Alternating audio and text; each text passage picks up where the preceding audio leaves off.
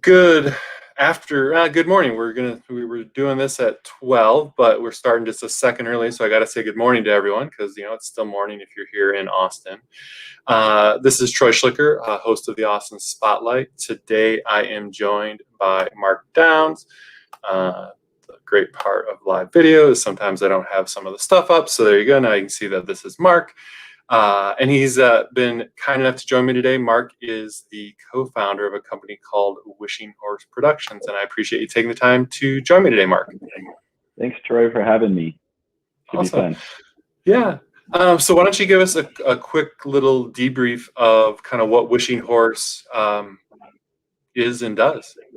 Yeah, so essentially we're calling ourselves a creative design firm, and we specialize in person and virtual experiences, for like team building or onboarding or, just for fun, lots of things like that. So our products really focus on creativity and really,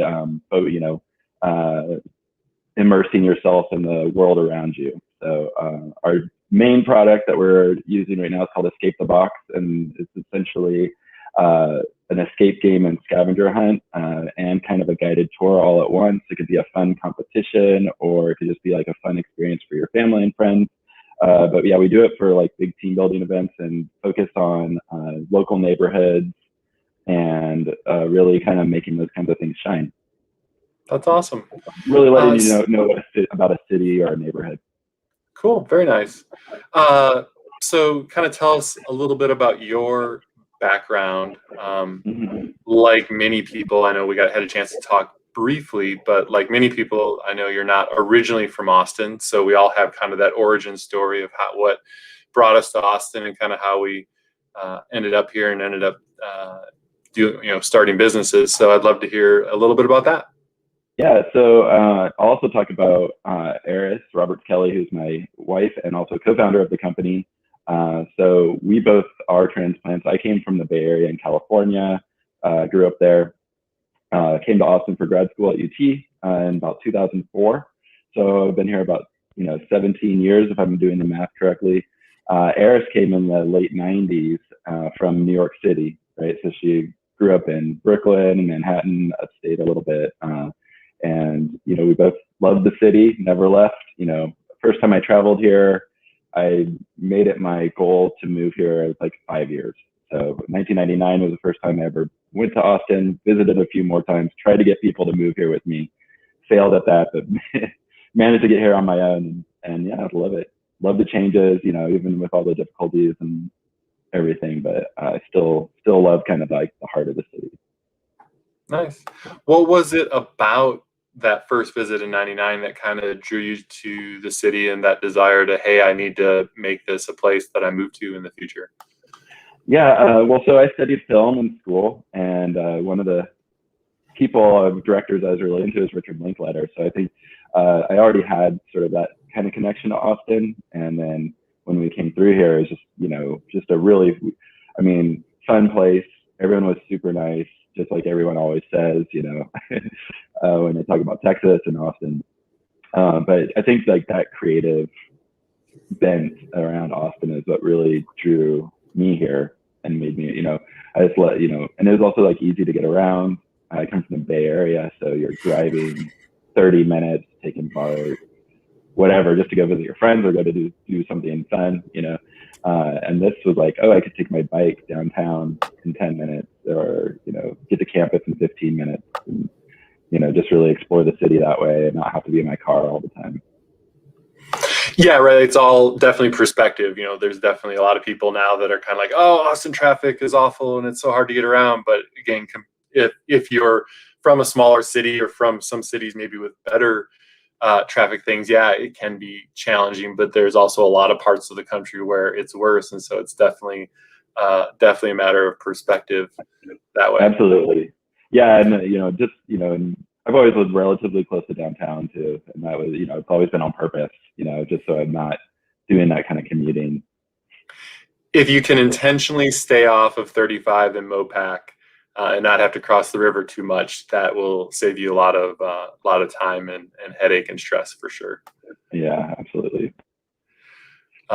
So the other thing too, like you were mentioning about how friendly Austin is, that's one of, as a realtor, people ask me that question. I also feel that most people are friendly. And I think a big reason for that is the fact that so many people are transplants, like you, like me, even though we've been here a long time compared to some of the new crop of people that have come to town. And so because of that, everyone at some point in time is kind of starting their life, maybe not over, but kind of just having to start from the ground up when they move here. And so because that's so many people shared experience, I feel like it tends to breed a more welcoming and friendly individual to come to Austin. So it's glad you had kind of that same experience early on too.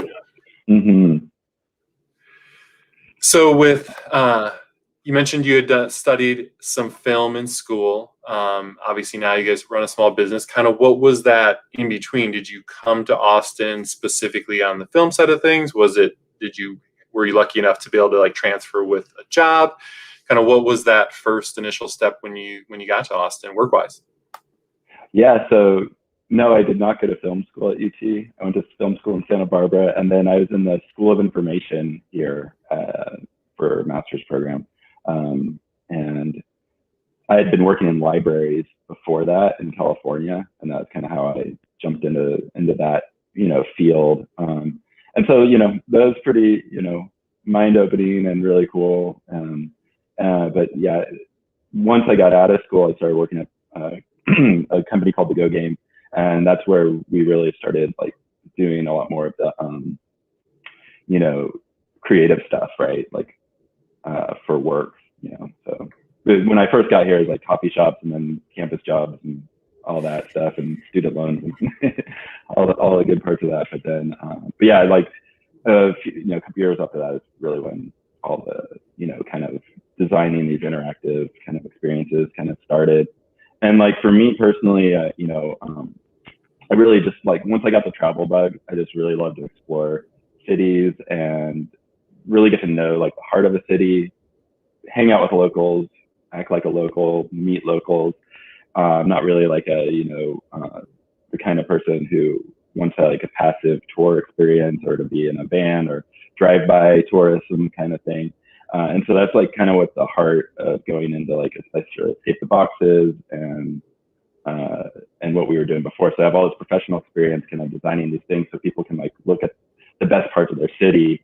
And then we wanted to bring that with a little bit more creativity and a little more tactile interface type stuff to Escape the Box. So it's really a great way for us to, show how much we love, especially Austin, but also other cities and other neighborhoods.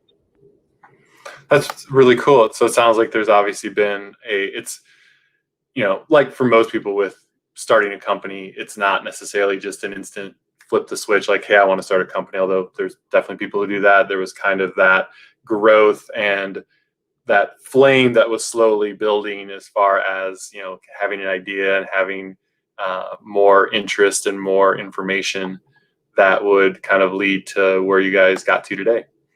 Right. So we had all this background, and then we had both moved on. We were both working different jobs at the time, and I think it was in May of 2019. Eris, I think, texted me or called me. I was like, "Hey," we'd already been working on this idea that became Escape the Box, but it was really like not a business idea. But in May of 2019, she's like, "Hey, do you want to start our own business?" And it was just like, I think a pause, and then like, yeah, and then so everything since then was kind of working towards that and kind of designing like what our products are going to be and that and past experiences with work. We really wanted to focus on having like healthy workplace. We didn't even know if we were going to have employees. We wanted to have like an inclusive like listening culture where people got to contribute.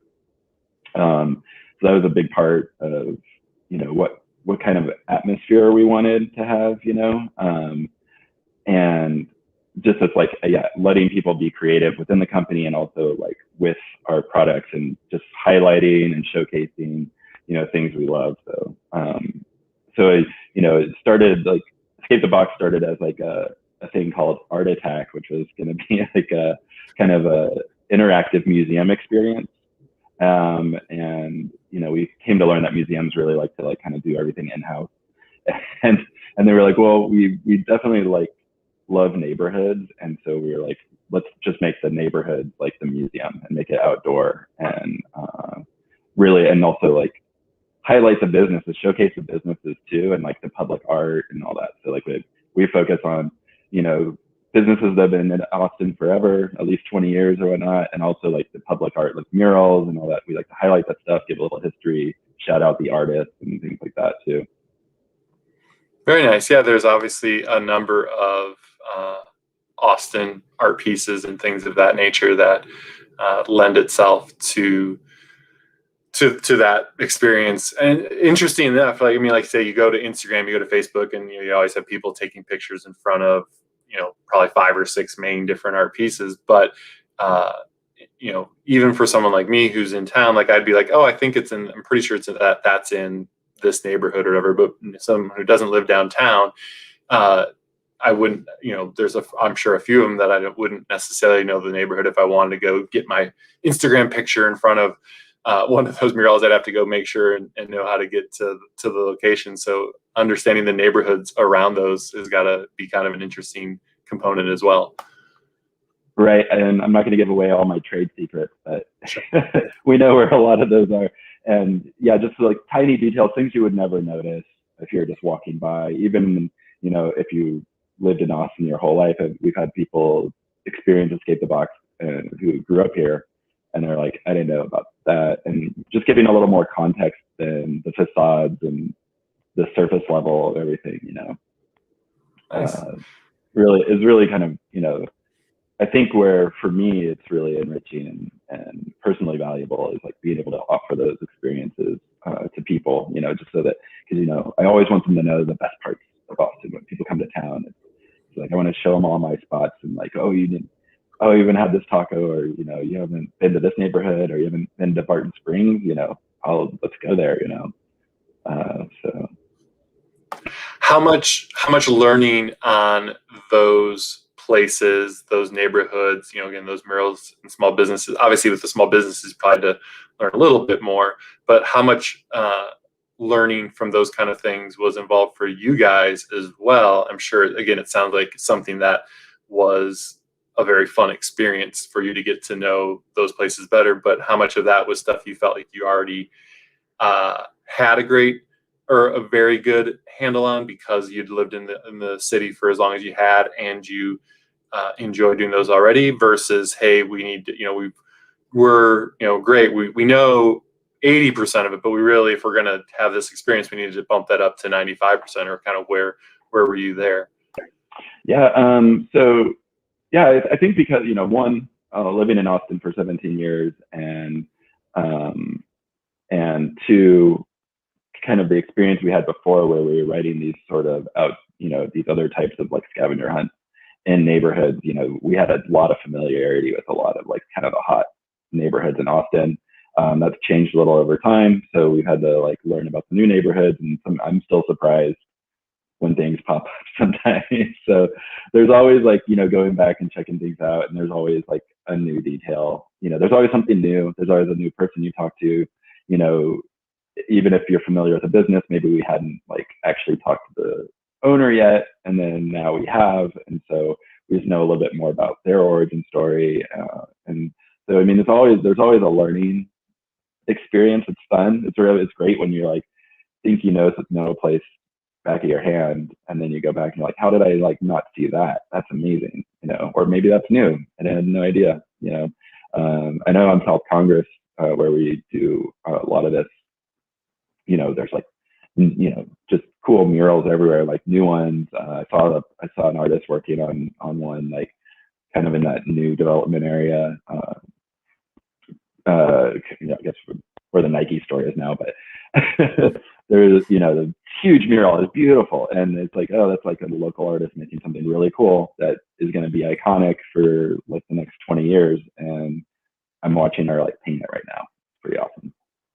Yeah, that's super cool. It'll be interesting for you to keep the games, because obviously they're relatively new, with how much Austin is changing, and then potentially, again, not that you obviously need to keep updating the games because of that, but to go back and look at a game from 2019 or early 2020 in 5 years in 2025 and be like, oh, this is actually how much it has changed because, these three businesses are no longer there, or this mural, or whatever those things are. That would be kind of an interesting kind of relook, down the road when in a 5-year look back at how much Austin's changed based on the game that you have and that information there. Yeah, and thank you to Google Docs, because that's where a lot of our material, even we really just started this Escape the Box version. Really, we started building in January, right? And it's already gone through probably like 4 iterations, of design and redesign and new clues, all that. But yeah, just to kind of like look back already on how things have changed, and even just like our content in general, outside of the landscape, which is ever changing, especially as this time, some businesses are closing. It's terrible, and that's one of the things about one of our goals is to highlight these local businesses, especially post pandemic, getting people into those stores to buy some things, and shop locally and all that is a big part of kind of where our thoughts were when we were doing this, because we didn't just want it to be like heavy footprint, annoying the shop owners or whoever the employees are. We want to make it very like give people a lot of information, but only go into places if they actually want to like browse or spend some money or get a drink or have some food. Very cool. So obviously you mentioned you guys decided now just over 2 years ago to kind of start the company on your own. Obviously the majority of that time now has kind of been spent, or at least half the time has been spent with the pandemic, which obviously I'm sure changed either the timeline for stuff, or maybe even kind of changed where you guys were the trajectory you guys were planning to go on anyway. How did that, a year and a couple months in March, what kind of a change did that create for you guys and challenges there? Absolutely. Yeah. We, so we started developing Escape the Box and a couple other products in 2019. They were all designed for live in-person experiences. And then once we actually like formed our business, it was like March of 2019, right? And we were going live with the in-person event business. Pretty much shutdown happens right after, and then we're like, okay, which of our products can be virtual that we could do online? And then so we really had to like pivot and try and have offerings that were available online.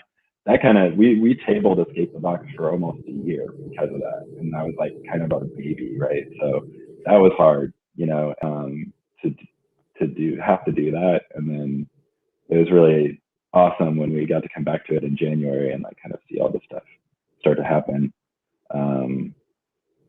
But yeah, I mean, it was eye-opening, having to kind of pivot to this virtual world and like let people know that we were around and we were doing this thing instead, and but that we still were giving it a shot. And so that had its challenges too, and but it's definitely made me more comfortable on camera and all that stuff. But I can't, I'm really excited to be meeting with people again, and we're starting to do corporate groups again, and we've been doing like in-person experiences at the Visitor Center and on South Congress, East 11th Street, and like just seeing people. Like I think the first event we did was ended up because of the freeze in February. We were going to do an event like the day before Valentine's Day, and the freeze happened, so we like canceled that, moved it to like first week of March. It's beautiful out.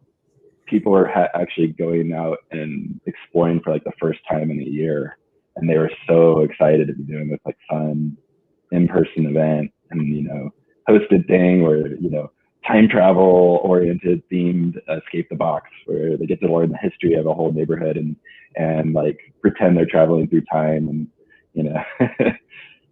really exploring. So it was a long haul to get there. Like it was a lot of doubt and all sorts of things, and just learning how to be resilient, and that we were able to come back to Escape the Box and still have our other things as well is has been. I'm very thankful for that. Yeah, that's awesome. No, I would agree. I mean, like getting back out and being able to actually socialize with people has been amazing. Being able to see people's faces and the fact, their smiles and whatnot has also been really amazing. It might just be my recollection from, not be able to see faces for over a year, but it seems like people are smiling more. Maybe that's because I couldn't see smiles behind the masks, but it, just seems like people in general seem to be happy to be able to hang out and just, do things that they used to do, even though it was only a year-ish ago, but seems like a long time ago too.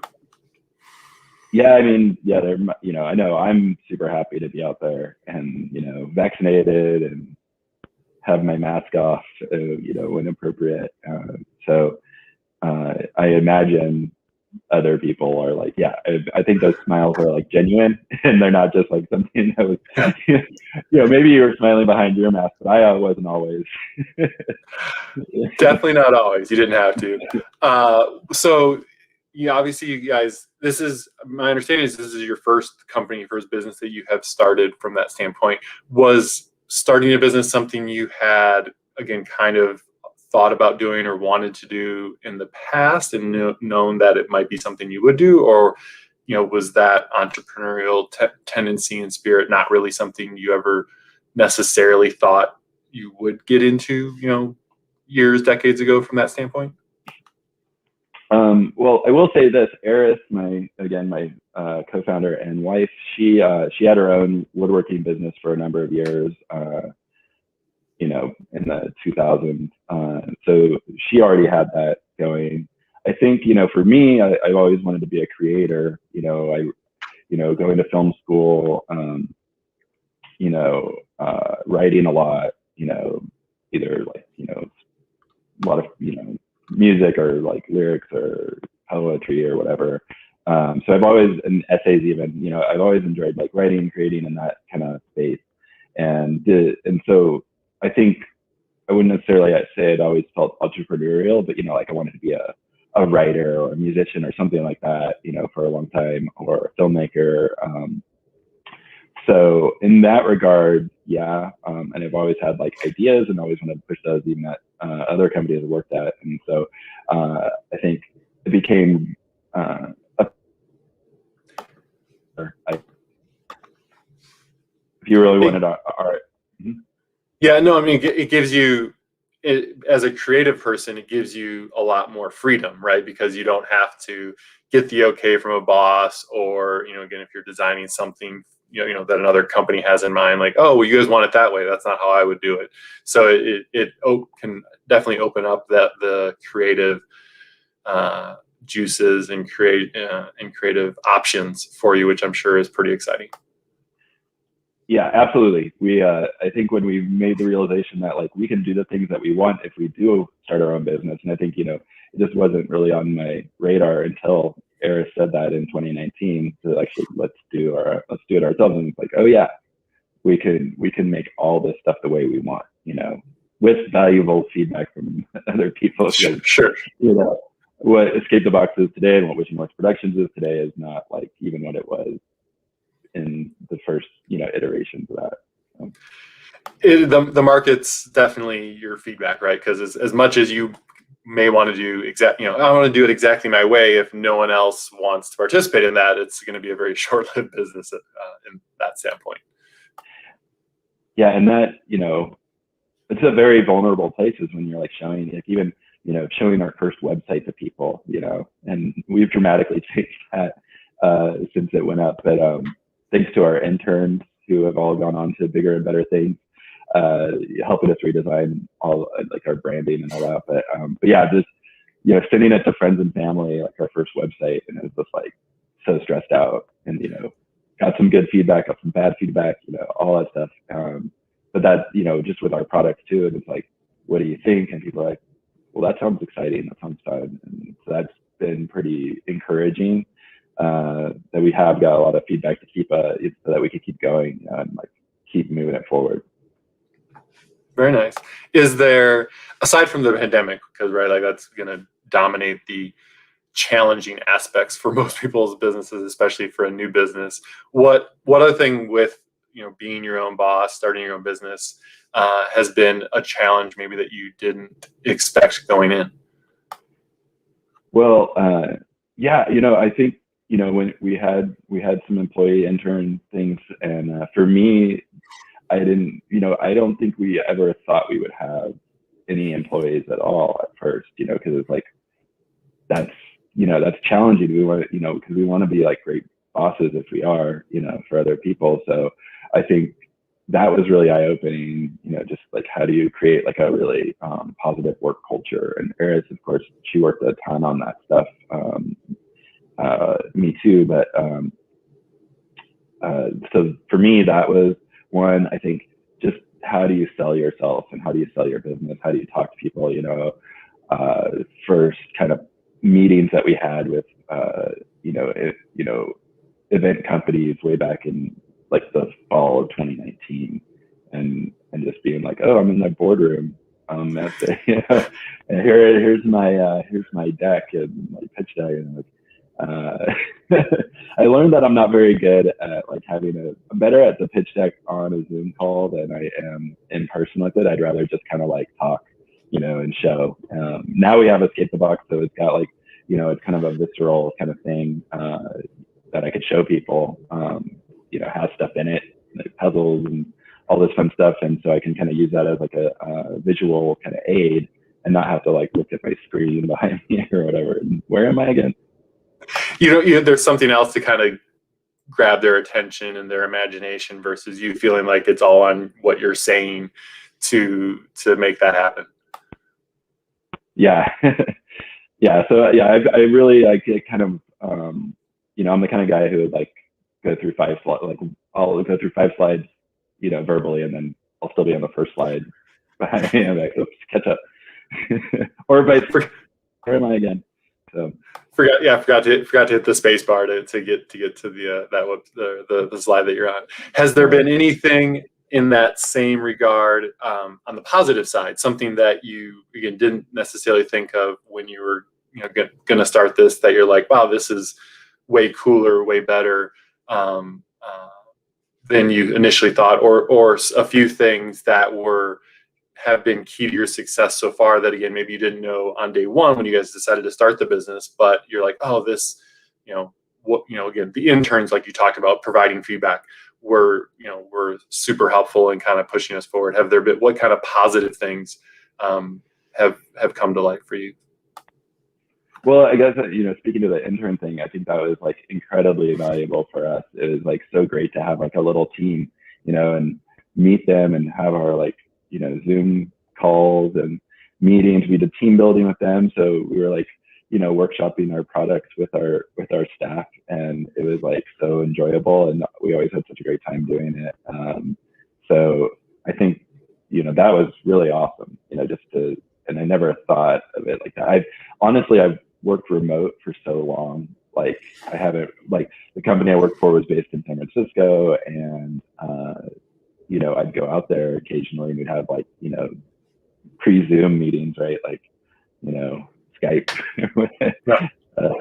all that. And so I'd see people and all that, but actually just being closer to a team, and so that's one thing. And I think just how you manage your time is really up to you. And that's like, empowering to be like, this is what I'm doing today because this is what we need to do today. And it isn't just kind of like based on someone else's like esoteric sort of objectives, right? It's like, why am I doing this? Or like, why this and not that? And we get to like have final say on that stuff and like know exactly why we're doing it. And I think the challenge is also like communicating that to whoever we're working with is in the most like, best way possible, so that they feel like they've been heard and listened to, and that they're, contributing as well. But I do think that's like a really awesome place to be.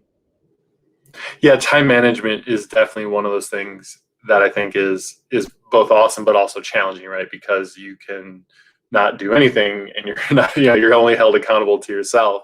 But at the same time, you're not spending, it's not, oh, we got a sales meeting on Monday that's going to last an hour that should really last 10 minutes. And we're not going to be in a project meeting that should maybe last 5 minutes and last an hour because everyone, is supposed to get their, bit of time in and stuff. And so there's definitely a lot of advantages too. It's just then you're, again, obviously you have to hold yourself more accountable to how you're spending the time. Right. But yeah, I guess another thing, I really do like having those meetings, and meeting people, networking and stuff. It's like, oh, this is my job, is to like go meet cool people. And, it's a big part, like that's how you grow your business, right? Like we need to be having these conversations, but it's also like when you are in front of the right people, it's really awesome. And so like, it's pretty cool to be like, well, I guess got to go to that happy hour thing again. Yeah, and instead of going to the happy hour to decompress and and forget about your work day, the happy hour is actually a requirement as part of the work day to help get more interest and try to generate business. So yeah, absolutely. So what do you guys have coming up as far as any big projects coming up, or anything new kind of hitting the scene for you guys in the next few months? Yeah, thanks for asking. Well, we're continuing to develop Escape the Box and making that like better and better each day. And so obviously we offer it.